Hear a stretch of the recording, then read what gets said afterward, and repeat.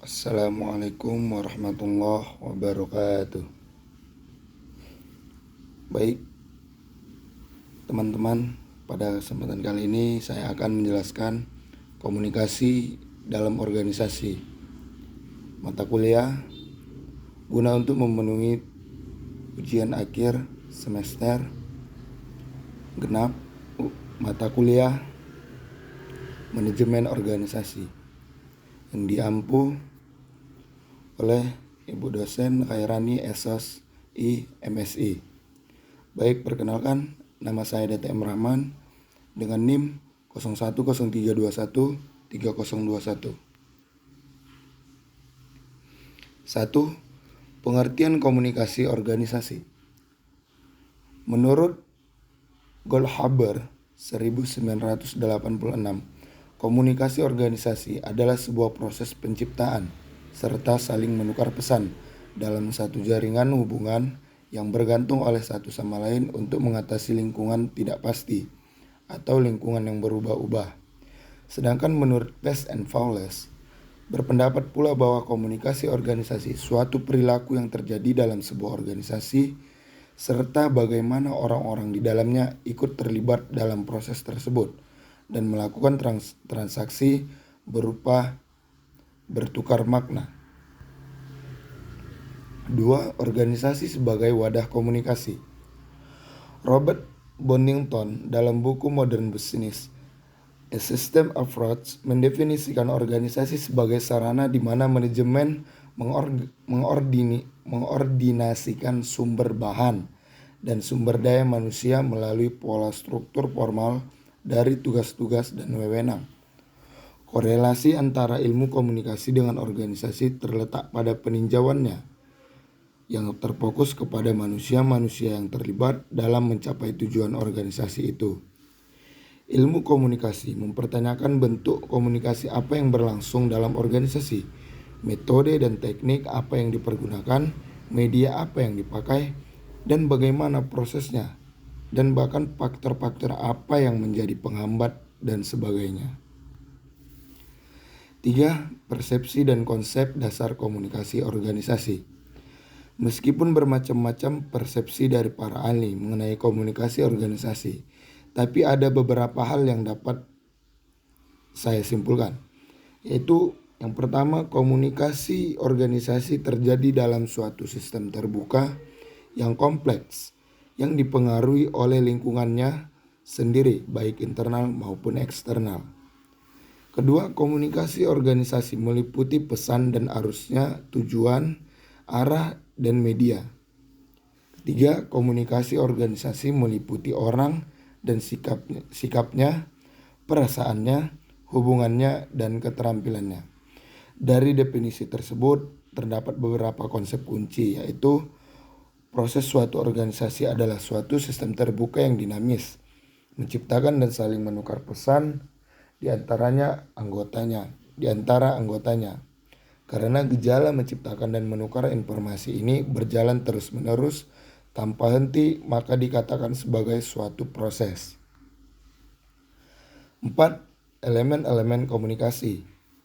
Unsur komunikasi dibagi menjadi 7, yakni 1. Sumber atau komunikator, 2. Pesan, 3. Saluran atau media, 4. Penerima atau komunikan, 5. Akibat atau pengaruh, 6. Umpan balik, 7. Terakhir, lingkungan. 5. Model dan tujuan komunikasi.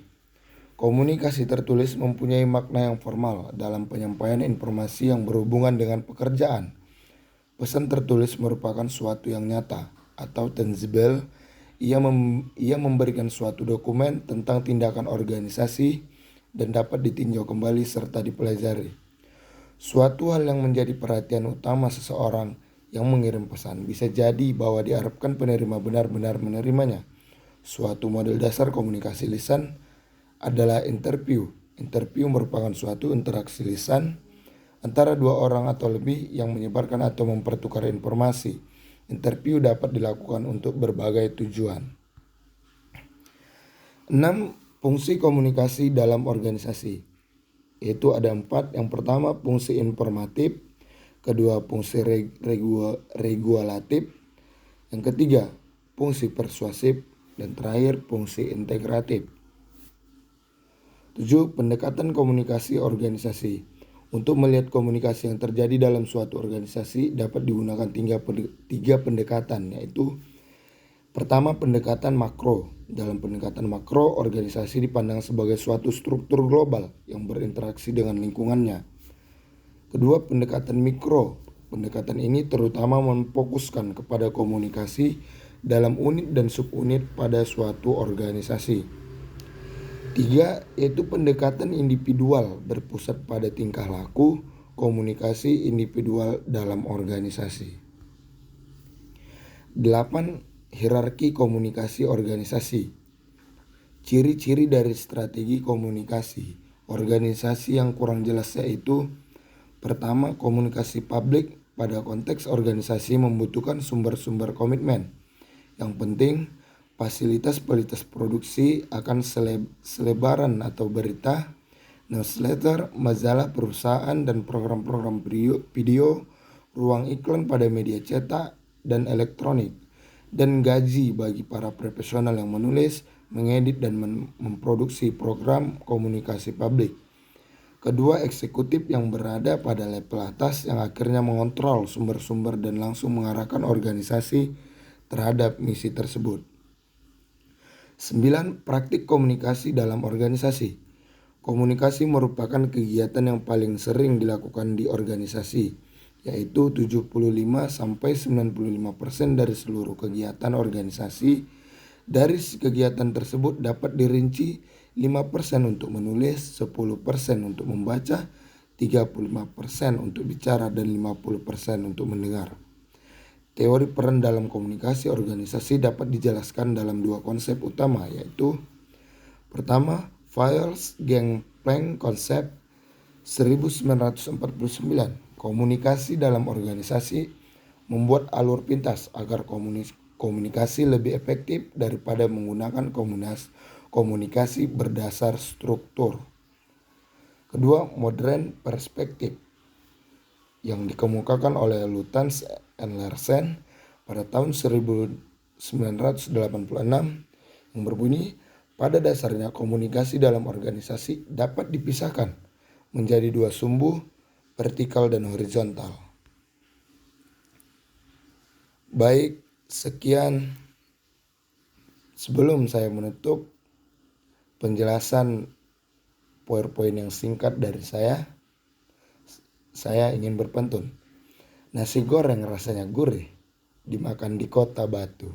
Kuucapkan terima kasih atas semua kasih dan perhatianmu. Asik. Baik, sekianlah. Jika ada yang bertanya mengenai PowerPoint yang saya jelaskan, boleh bertanya di kolom komentar ya, teman-teman. Wabillahi taufiq walhidayah.